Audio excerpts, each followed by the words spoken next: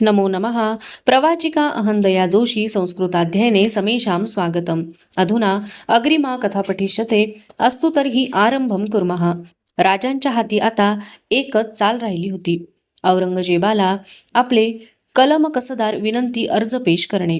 अमीन खान मार्फत राजांनी औरंगजेबाला अर्ज पाठविला. पुरंदरच्या तहातील माझे सर्व किल्ले जर मला परत दिले तर मी 2 कोटी रुपये दरबारी पेश करीन. मला दख्खनीत जायला इजाजत मिळावी.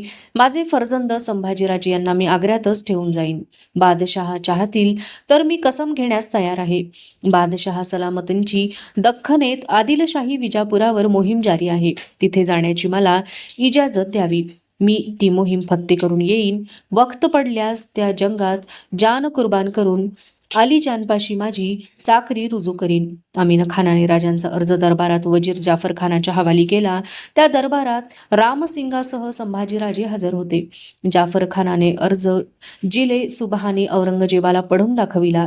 हातची माळ थांबवून औरंगजेबाने अर्जातील शब्दनशब्द कान देऊन ऐकला. त्याच्या स्वतःच्याच ध्यानी आले नाही, पण तो ऐकताना त्याच्या हातातील माळेचे 4 मणी नेहमीसारखे न फिरवता उलटे फिरून गेले होते. वाकलेल्या जाफर खानाच्या हातातील राजांच्या अर्जाच्या वळीकडे बघत औरंगजेब शांतपणे म्हणाला, जाफर, देखो सेवा कितना इनायती है. शाही सूरत के 3 कोट रुपया हजम करके हमें 2 कोट बख्श दे रहा है. आणि तो काहीतरी पुटपुटत तख्तावरून उठला. दरबार बरखास्त झाला. संभाजी राजांच्यासह रामसिंग दरबाराबाहेर पडला. सगळे दरबारीये बाहेर पडले. मोकळ्या दिवाण ई खासमध्ये फक्त कनोजी धुपाची वळी तेवढी फिरत राहिली. रामसिंग संभाजी राजांना घेऊन राजांच्या तळावर आला. आपल्या डेऱ्यात राजे रामसिंगाची वाट बघत होते. डेऱ्यात त्र्यंबकपंत, रघुनाथपंत, निराजी ही मंडळी होती. रामसिंग आणि संभाजीराजे डेऱ्यात प्रवेशले. क्या हुआ रामसिंग, हमारे अर्जी का. राजांनी रामसिंगाला विचारले. कुछ राय नहीं दी अलीजा ने आपके अर्जी पर राजा साहब. हजरत सोचकर जरूर कुछ करेंगे, आप फिकर मत करना. रामसिंग किती गेले तरी राजपूत होता. थोडा वेळ थांबून रामसिंग आपल्या माणसांसह आपल्या हवेलीकडे निघून गेला. पाठीवर हात बांधून राजे डेऱ्यातच नजर पायगतीला टाकून विचारांबरोबर फेऱ्या घेऊ लागले. संभाजीराजे मंचकावर बसून राजांची घालमेल बघताना अस्वस्थ झाले होते. रघुनाथपंत, बादशहा कोण चालीचा फैसला करीत आमच्या अर्जाचा. राजांनी मध्येच थांबून कोरड्यांना विचारले. बाळराजांना ठेवून जाण्याचे कलम अर्जात घातले आहे. तेवढ्याचाच काही नतीजा निघेल असे वाटते. स्वामी, कनातीजवळ उभे असलेले रघुनाथपंत म्हणाले. राजांनी ते ऐकताच संभाजीराजांच्याकडे बघितले. त्यांना मासाहेबांचे शब्द आठवले. प्रसंग पडला तर समयी राज्यासाठी जुनी पिढी खर्ची द्यायची असते. राज्याची स्वप्ने बघायची असतात, ती नव्या पिढीत. संभाजीराजांच्या रुखाने राजे वळले, त्यांची समजूत पाडण्याच्या इराद्याने. एकाएकी वळीवाच्या ढगांची आकाशात नगाऱ्यावर टिपरी घुमते तशी क्षणाक्षणाला चढत्या आवाजाने जवळ येणारी असंख्य घोडटापांची टिपरी अचानक सर्वांच्या कानांवर आली. राजे चमकले. संभाजीराजे ताडकन मंचकावरून उठले. दोघांच्याही टोपातील मोतीलगी थरथरल्या. डेऱ्याबाहेर असलेल्या रामसिंगाचा पहारेकरी नंग्या हत्यारांनीशी घाबरागुबरा होत आला.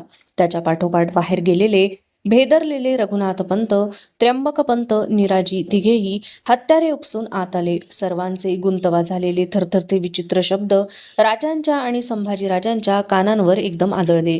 घात झाला धनी, हबशी हत्यार चलाने आ रहे है, भागो, पळा, भागो. बाणासारख्या घुसणाऱ्या त्या शब्दांनी राजे गोंधळले. तबकात ठेवलेली भवानी उचलण्यासाठी त्यांनी पाय झेप टाकली, पण संभाजीराजांची आठवण येताच ती पुन्हा मागे घेतली. एकदम संभाजीराजांना ओढून जवळ घेत राजांनी त्यांना आपल्या पोटाशी कवटाळले. एकच क्षण निघून गेला, पण तेवढ्या अवधीत राजांच्या मनी विचारांची कितीतरी हत्यारे एकमेकांवर आदळली. राजगड सोडल्यापासून दाबून ठेवलेले अपमानाचे, चिंतेचे, व्यथेचे कैक बांध फुटले. श्रींचे राज्य, कामी आलेले इमानबंद जीव, दह्याच्या कवड्या, मासाहेब, मिर्झा राजा, फरमानबाडी, भंडाऱ्याची परडी, उचलला गेलेला कैलास, एकला जीव, भुयार, शिवलिंग, पेटता हुडवा, विचित्र विचित्र दृश्ये राजांच्या डोळ्यांसमोर त्या क्षणात दाटवा धरून गेली. कैक हपशांचे निर्दय वार आपल्या आणि संभाजीराजांच्या आता अंगावर पडणार या कल्पनेने राजे अंगभर चरकले. सगळे डाव अपुरे असताना परमुलकी एका गाफील क्षणी एकुलत्या एक पुत्रासह कत्तलीचे केविलवाणे मरण, सर्वस्वाची राख, सतरंजचा हा फसलेला डाव, नामुष्कीची शिकस्त, राजांचे सूर्यपेट डोळे कडकडीत काळजीने दाटून आले. संभाजी राजांना पोटाशी एक जीव गच्च कवटाळून धरताना राजांच्या थरथरत्या ओठांतून मायेने थपथपून गेलेले घोकरे शब्द उघळले. लेकरा, घात झाला, आम्ही फसलो. तलवारीच्या पात्याला धार बिलगलेली असते तसे संभाजीराजे आपल्या आबासाहेबांना हातांच्या कवळ्याने बिलगले होते. मान उठवून राजांच्या चेहऱ्याकडे बघताना त्याच्या छातीत असंख्य कालव वळवळून उठले. महाराज साहेब म्हणत त्यांनी आपले तोंड राजांच्या जाम्यावर घुसळले. ते फर्जंद आबा थरथरत होते, काळ्या भोर ढगांच्या तांडवात सापडलेल्या वीजरेखांसारखे. क्षणात डेऱ्याभोवती बेफाम दौडत आलेल्या घोड्यांच्या टापांचा गराडा पडला. थांबत्या घोड्यांनी पुढचे खूर नाचवीत खूर उचलताना फोडलेल्या कातऱ्या खिंकाळ्या घुमल्या. पाठोपाठ डेऱ्याचा झिरझिरीत पडदा एका राकट केसाळ हाताने बेदरकार उडता फेकून दिला. पत्थरी रंगाचा हनुवटीकडे पडलेल्या जाड ओठांचा आग्र्याचा धिप्पाड हबशी फौजदार सिद्दी फौलाद खां डेऱ्यात घुसला. आपल्या कमरेच्या रुंद पात्याच्या जमदाडीच्या मुठीवर जाड बोटांची पकडपक्की रुतवीत दरवाजाजवळच तो थांबला. आपले भोकरांसारखे बटबटीत डोळे राजांच्यावर रोखून त्याने हनुवटीकडे पडलेला जाड ओठ खोलला. रुंद दात समकले. मेरे हथियारबंद हशमों का पहरा तुम पर लगा है, किसको भी मिलना तुम्हें सख्त मना है. मैं हुक्म है आलीजा का ख्याल रखना. त्याच्या जाड भोवया क्षणभर आक्रसून फिसकारल्या. खांद्यावरच्या झगझगीत हिरव्या खिल्लतीच्या उजव्या कोपराने पिसारा फुलवून टाकीत जबाबाची वाट न बघता फौलाद वळला आणि मोहरमचा नाचता ताबूत पुढे जावा तसा झपाट्याने डेरा बाहेर निघूनही गेला. 5,000 धिप्पाड कडव्या हबशांच्या दाट चौक्या डेऱ्याभोवती पडल्या. तोफांची तोंडे डेऱ्यावर रोखून हबशांनी तोफ गाड्यांची मांडणावळ केली. जसा पन्हाळ्यावर पडला होता तसाच सिद्धीचा वेढा पडला. मावळी सिंह आग्र्याच्या हिरव्या कुरणात अडकला. राजे कैद झाले. औरंगजेबाच्या हातातील जपाची माळ आणि राजांच्या छातीवरची भवानीची माळ आता एकमेकींच्या पाठीवर जागती गस्त घालू लागल्या. राजे कैद झाले तरी संभाजी राजांना मात्र कैद पडली नव्हती. ते रामसिंगाची हवेली, आग्रा शहर, लाल किल्ला यात ये जा करू शकत होते.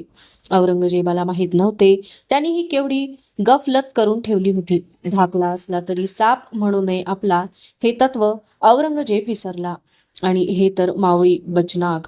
संधी मिळेल तेव्हा सळसळत फणा वर उठवणारे राजे आता वरून अगदी शांत दिसू लागले, पण आत त्यांचा मनाशी मनाचा तुंबळ संवाद पडला होता. एकच एक ध्यास त्यांच्या सावध मनाने घेतला. संभाजी राजांच्यासह आलेल्या साऱ्या आसामींनिशी या काळदाडेतून सलामत सुटका. कोण हुन्नर चालवावा, कैसी चाल खेळावी. आणि राजांनी मनोमन भवानीचे नाव घेत शतरंजाची पहिली खेळी बाहेर काढली. एका संध्याकाळी खाशा स्वाऱ्यांना दिवट्याची सलामी द्यायला आलेल्या मावळ्यांना बघताच भुवया वर चढवीत राजांनी जरबेने विचारले, कशास आलात? चालते व्हा. आमचे आणि बाळराजांचे होणे असेल ते होईल. राजांनी शेजारी उभ्या असलेल्या संभाजी राजांना जवळ घेतले. मावळे चरकले. तो शोरगुल ऐकून फौलाद खां डेऱ्याजवळ आला. त्याला बघताच एकसारख्या फेऱ्या घेता घेता राजे मावळ्यांवर कडाडले. काय सांगतो आम्ही? चालते व्हा. तुमचा विचार कराया आम्हा सावसर नाही. निघा येथून.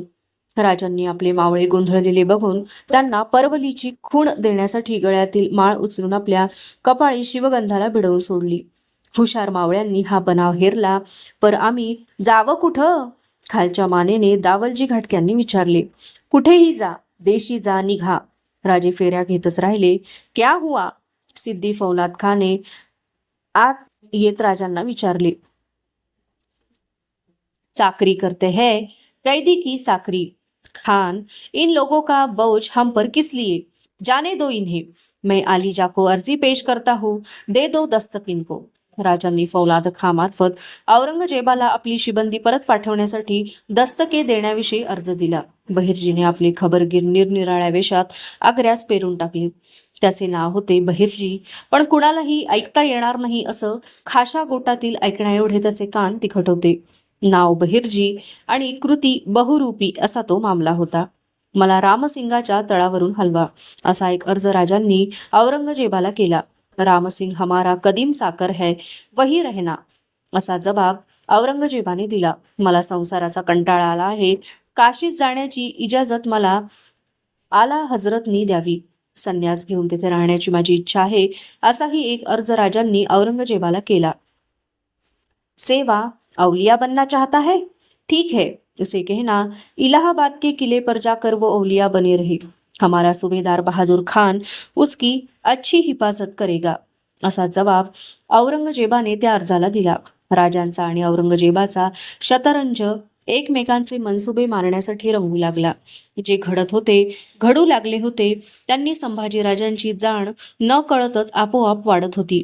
आपण कसल्या पेचात आहोत हे त्यांनी हेरले. रामसिंगाशी ते अधिक अदबीने वागू लागले. वेळ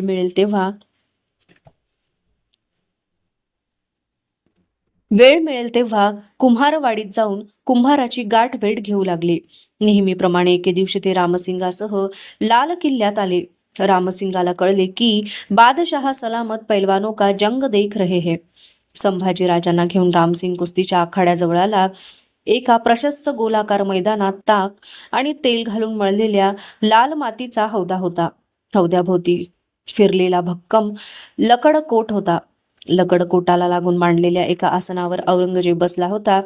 त्याच्या मस्तकावर अब्दगिऱ्या चौऱ्या ढळत होत्या. त्याच्या पाठीमागे काही सरदार उभे होते. आग्र्याच्या तळपत्या उन्हात हौद्यातील लाल माती चमकत होती. ती बघताना औरंगजेबाला वाटले, खुदा ताल ने हर किस्म की मिट्टी पैदा की, लाल काली सफेद, पर हरी मिट्टी कैसे नहीं पैदा की. अस्वस्थ होऊन त्याने हातातील काश्मीरी गुलाबाचा गेंद नाकाला लावला आणि त्याला रामसिंग आणि संभाजीराजे दिसले. हिरव्या जांगा कसलेले पठाणी, हबशी, उझबेकी, तुर्की धिप्पाड मल्ल हौद्यात उतरत होते. औरंगजेबाला कुर्नीस देऊन या मौलाली अशा गर्जना करीत एका पायावर नाचून हौद्याला फेरा घेत होते. सलामीची माती आपल्या जोडीदाराच्या हाती देत दणादण शड्डू ठोकत होते. त्यांच्याशी अंगचट्या देत होड घेत होते. त्यांची तजेलदार अंगे घामाने निथळून निघाली होती. मल्लांची भरल्या कणसांसारखी दिसणारी पटबाज शरीरे निरखत संभाजीराजे रामसिंगासह लकडकोटाजवळ थांबले. आता एकदम जिले सुबहानी समोर कसं जावं या विचाराने रामसिंगही थांबला. दोघेही हौद्यातील रोमांचक दंगल बघण्यात गढून गेले. रामसिंग बक्षी आसद खानाने त्यांच्याजवळ येत त्यांची तंद्री मोडली. क्या है? रामसिंगाला एवढ्या दिवसात 4 समाधानाचे कुस्ती बघण्याचे क्षण मिळाले होते. तेही निघून गेले. आला हजरत पूछते है की सेवा का ये बच्चा कुश्ती खेलेगा क्या? आला हजरत पूछते है की सेवा का ये बच्चा कुश्ती खेलेगा क्या? आसद खानाने रामसिंगाच्या गळ्यावर शब्दांची तलवारच सरळ आडवी धरली. संभाजीराजांचा हात झटकन हातात घेऊन रामसिंग म्हणाला, बक्षी उमर तो देखो इनकी. बक्षी आसद खानाला कल्पना नसताना संभाजीराजे त्याला म्हणाले, हां जरूर खेळू आम्ही हौदा, पण तो या चाकरी ठेवलेल्या मल्लांशी नाही. असले पैलवान आम्हास रोजाना मुजरे करतात. आमच्या जोडीचा शहाजादा उतरेल हौद्यात तर आम्हीही जांग चढवू. आसद खानाने संभाजीराजांची जबान औरंगजेबाच्या कानांवर घातली. बसल्या आसनावरूनच औरंगजेबाने संभाजीराजांना निरखले. आसद उसको पैलवान की ठंडाई देना, एवढेच औरंगजेब म्हणाला आणि आपले शाहजादे कसे निपजतील या शंकेबरोबर तो आसनावरून उठला आणि नमाज पढायला आपल्या महालात निघून गेला. राजगडावरच्या देवमहालात शाळीग्रामी शिवलिंगासमोर चंदनी पाटावर जिजाऊ बसल्या होत्या. म्हाताऱ्या पावसाने झोडपून काढलेल्या सुन्न बधीर काजळ काळ्या संध्याकाळी सारख्या. बाळराजे आणि राजे आगरियात कैदी पडली. ही खबर कानांवर पडताच आपले काळीजच कुणीतरी दिठास हात घालून ते खुडून दूर नेत आहे असे त्यांना वाटले. पाण्याच्या उपवाशी पोटी थरथरत्या हाताने त्या एक एक बिल्वपत्र शिवपिंडीवर अर्पित होत्या. लक्ष बिल्वपत्रांचा संकल्प त्यांनी मनी बांधला होता. 100 बेलपानांची तपके धाराऊ त्यांच्यापुढे गोंदल्या हाताने आणि काळवंडल्या मनाने सरकवित होती. एका तपकातील बिल्वदले संपली की खुणेसाठी एक सोनेरी मोहर उचलून बाजूला तामनात ठेवीत होती. शांतता हा शब्द मनोमन उठविला तरी भंग पावेल एवढी भयान शांतता देवमहाली पसरली होती. लटकत्या नंदादीपातील करंजील तेलाशी वातीचे भांडण झाले तर तेवढा चर्र असा आवाज उठत होता. जिजाऊंच्या नसल्या तरी धाराऊच्या काळजाला तो चिरत जात होता. शिवपिंडीशी आणि त्यामागे उभ्या असलेल्या उग्रदर्शनी जगदंबेच्या मूर्तीशी जिजाऊंनी मोक्या ओठी आणि उघड्या डोळी वितंड भांडण मांडले होते. एक एक बेलपत्राबरोबर आऊसाहेबांच्या मनाचा एक एक कप्पा उलगडत होता. शेकडो हजारो कप्पे. किती किती फसगमत करावी तू आमची आई. थोरले संभाजीराजे, तू आमच्या ओटीतून कनकगिरीवर हिरावून नेलेस. होदीगेरीच्या रानात तू आमचं कुंकू पायतळी घेतलंस. राजांना पुत्रलाभ झाला यासाठी समाधानानं आम्ही ओठ खोलले नाहीत. तोच तू आमच्या थोरल्या सुनबाईंना जवळ केलंस.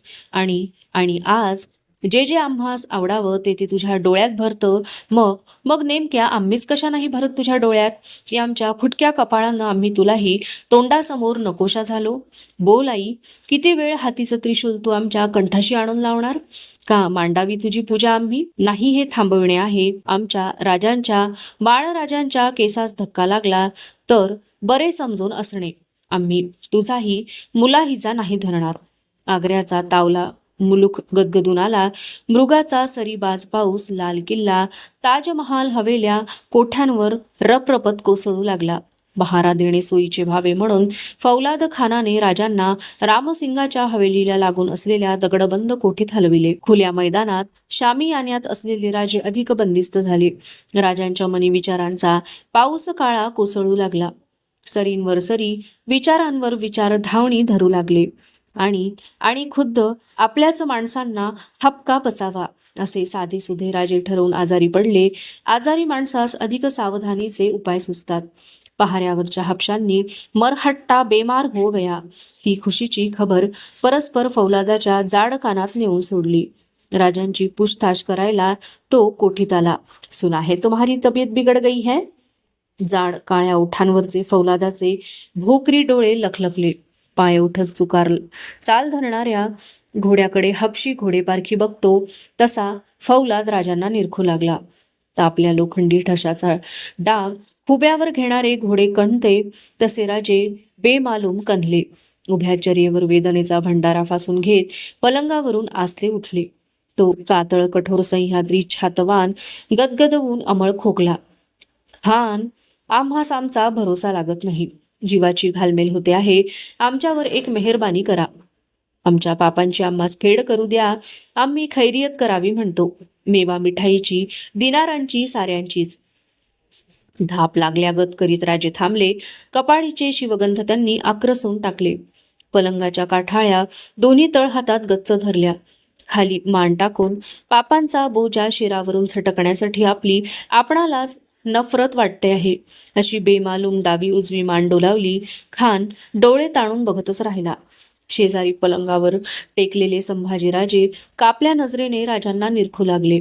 आम्हास खैरियत देण्याची इजाजत आलिजा साहेबांकडून मिळवून द्या खान. एवढी मेहरबानगी करा आमच्यावर. वेदना असह्य झाल्यासारखे भासवीत बुरुजाचा ढलपा हळूहळू ढासळत बांधकामातून खचावा तसे खचत जगदंब जगदंब म्हणत उसासे भरून राजे पलंगावर आडवे झाले. राजांनी फौलादी भवानीच्या माळेने दस्त करून टाकला. जरूर जरूर हम कोशिश करेंगे. खानाचे जाड निबर ओठ आयुष्यात प्रथमच थोडे नरमाईचे बोलले. खान कोठी बाहेर गेला. संभाजीराजे लेटल्या राजांच्या कपाळाकडे बघत राहिले. मिटल्या डोळ्यांच्या राजांच्या कपाळीमध्येच आठ्या उठत होत्या. औरंगजेबाने खुश मिजाजीने राजांना खैरियतीची परवानगी दिली. आग्र्याच्या मेवा मंडीतून मध्यम माटारे पेटारे मिठाईने भरून त्र्यंबकपंत आणि निराजीपंत ते दस्तुरी स्पर्शासाठी कोठीकडे पाठवू लागले. फौलादाच्या धिप्पाड सिद्धी पहारेकऱ्यांना कधीच मालूम पडले नाही की रोजाना पेटारे नकळत मोठ्या माटाचे का होत आहेत. उभ्या आग्रा शहरात राजांनी हातस्पर्श दिलेले मिठाईचे पेटारे मोकाट सुळसुळू लागले. त्यातील मिठास मिठाई खाताना सराई सराईतील फकीर आणि आग्रेकर आसमानाकडे हातपंजे उठवून दुवा देऊ लागले. खुदा बीमार को सलामत रखे. बाहेर आग्र्याचे आसमान पावसाळी ढगांनी झाकाळले होते. कोठीत राजांचे मन विचारांच्या असह्य काळ ढगांनी येरकटले होते. धारेला लागलेल्या नावेसारखे मध्येच त्यांचे मन सरासर राजगडापर्यंत झेपावत होते. जगदंबेसमोर बसलेली मासाहेबांची काळवंडलेली मुद्रा बघून पुन्हा माघारा हटत होते. त्यांच्या पलंगावर पायगतीला बसलेले संभाजीराजे गोंधळल्या बावऱ्या नजरेने राजांच्याकडे बघू लागले. खरंच महाराज साहेब आजारी आहेत. क्षणात एक तर क्षणात दुसरी अशा शंकात त्यांचे मन फटका खाऊ लागले. राजांनी त्यांच्या मुद्रेवरच्या शक अंदेश हेरला. हळुवार उठून संभाजीराजांच्या कानातील चौकड्यांजवळ ओठ नेत राजे पुटपुटले. सूर्यफुलाच्या पाकळीवर बिलगलेल्या धुक्याचे पहाटवेळच्या थंड वाऱ्याने दवबिंदू उमटावेत तसे राजांचे सावध मोती बोल संभाजीराजांच्या कानात उतरले. काळीच टाकू नका. आमची बिमारी बनावटी आहे. इथून सुटणे आहे आम्हास आणि तुम्हासही. रामसिंग चाच्याकडे येणाऱ्या हर असामीचा बोलन बोल कान देऊन ऐकत चला. कुंभाराच्या बाडीचा राबता तोडू नका. सावध असा.